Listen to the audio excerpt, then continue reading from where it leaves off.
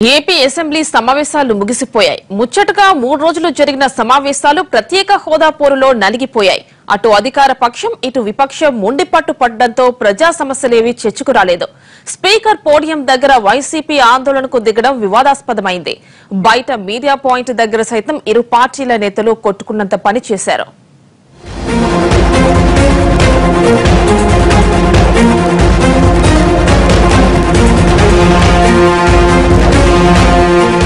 ఆంధ్రప్రదేశ్ శాసనసభ వర్షాకాల సమావేశాల్లో గెలిచింది ఎవరో తెలియదు కానీ ఓడిది మాత్రం ప్రజలే. ప్రజా సమస్యలపై చర్చించేందుకు అసెంబ్లీ సమావేశాల్ని ఏర్పాటు చేసినా చర్చించింది మాత్రం శూన్యం. అసలే 3 రోజుల సమావేశాలు, ఆ సమయం కూడా గొడవలతో వృధా అయిపోయింది. సమావేశాలకు ముందు రోజు రాత్రి ఏపీకి ప్రత్యేక హోదా లేదంటూ కేంద్రం ప్రకటించడంతో వైసీపీ అదే అంశాన్ని ఎజెండాగా తీసుకుంది. దీనిపై ప్రభుత్వాన్ని ఎండగట్టేందుకు అసెంబ్లీని వేదికగా చేసుకుంది. ఈ గౌరవ ప్రతిపక్ష సభ్యులకు వారు ఇస్తున్నటువంటి తీరు ఇది ఏమాత్రం కూడా సమంజసంగా లేదు అధ్యక్ష. ఇది చాలా దుర్మార్గమైనటువంటి చర్య, అప్రజాస్వామికమైనటువంటి చర్య. వీళ్ళని చాలా సభ్యులు, ముఖ్యంగా మన హౌస్ లో ఉన్నటువంటి ప్రధానమైనటువంటి మిత్రపక్షమైనటువంటి బీజేపీ పార్టీ వారు కూడా వీళ్ళని సస్పెండ్ చేయమని కోరారు అధ్యక్ష. 3 రోజుల అసెంబ్లీలో హోదాపైనే గొడవ జరిగింది. వైసీపీ ఎమ్మెల్యేలు హోదాపై చర్చకు పట్టుబట్టారు. 2వ రోజు 3వ రోజు ఏకంగా స్పీకర్ పోడియాన్ని ముట్టడించారు. ప్రభుత్వం స్టేట్మెంట్ ఇస్తామంటే ప్రతిపక్షం మాత్రం నేరుగా చర్చకు డిమాండ్ చేస్తుంది. దీంతో వాయిదాల మీద వాయిదాలు పడి సభా సమయం ముగిసిపోయింది. పైగా పరిస్థితికి మీరంటే మీరే కారణమని ఇరుపక్షాలు మాటల యుద్ధానికి దిగాయి.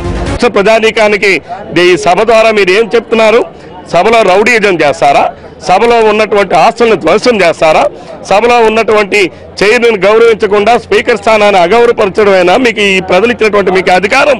అయ్యా, ఇది ఒక ఫార్మాలిటీ ప్రకారం నేను స్టేట్మెంట్ ఇస్తాను, తర్వాత మనము ఎంతసేపు అయినా చర్చ జరుపుదాము అని చెప్పాను. ఆయన స్టేట్మెంట్ 3 గంటలు ఇచ్చిన తర్వాత, అయ్యా చాలా కీలకమైన అంశము, మేము దీన్ని వ్యతిరేకించట్లేదు, మేము వాస్తవాన్ని మాట్లాడతాం, చర్చకు అనుమతిద్దామని అంటే మీకు రూల్స్ తెలియవా? కొత్తగా వచ్చారా? విపక్ష సభ్యుల ఆందోళనతో అసెంబ్లీ నిరవధికంగా వాయిదా పడింది. ఆ తర్వాత వార్ సీన్ మీడియా పాయింట్ కు మారింది. అక్కడ మాట్లాడేందుకు ముందు మేమంటే మేమంటూ అధికార విపక్ష సభ్యులు గొడవకు దిగారు. వైసీపీ సభ్యులు మాట్లాడుతుండగా టీడీపీ సభ్యులు ఎదురుగా నిలబడి తమ వాదన వినిపించారు. ఈ సందర్భంగా ఇరుపక్షాల మధ్య వాగ్వాదం జరగడంతో పోలీసులు జోక్యం చేసుకున్నారు.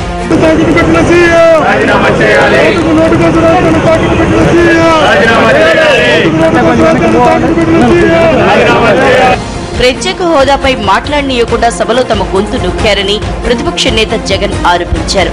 జైట్లీ ప్రకటనని సీఎం స్వాగతించడం ఏపీ చరిత్రలోనే చీకటి రోజన్నారు. అసెంబ్లీ గాంధీ విగ్రహం వద్ద జగన్, వైసీపీ ఎమ్మెల్యేలు బైఠాయించి ఆందోళనకు దిగారు. ముఖ్యమంత్రి హోదాలో ఉన్న వ్యక్తి రాష్ట్రానికి సంబంధించిన హక్కు ప్రత్యేక హోదా, అటువంటి హక్కును వాళ్ళు ఇవ్వబోము అని చెప్పి వాళ్ళు చెప్తా ఉంటే, ఆ హక్కు కోసం పోరాటం చేయవలసిన ఈ వ్యక్తి పోరాటం పక్కన పెట్టి స్వాగతిస్తున్నాను అని చెప్పి తాను చెప్పడం నిజంగా దివాలా కోరుతనం. అసెంబ్లీలో రభస చేసిన వైసీపీ ఎమ్మెల్యేలపై 3 ఏళ్ల పాటు నిషేధం విధించేలా చర్యలు తీసుకోవాలని సభా హక్కుల సంఘానికి సిఫార్సు చేస్తూ ప్రవేశపెట్టిన తీర్మానాన్ని సభ ఆమోదించింది.